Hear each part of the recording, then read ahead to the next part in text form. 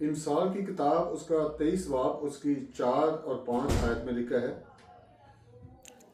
مالدار ہونے کے لیے اتنا پریشان نہ ہو،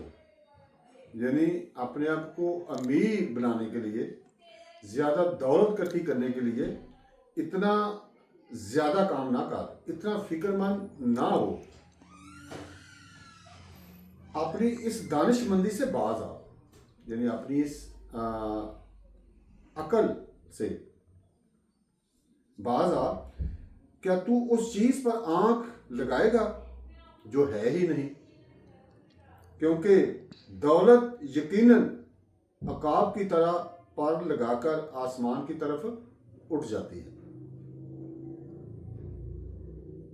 صرف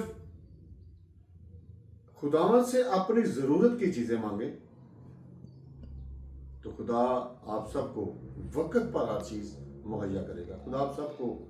برکت دے۔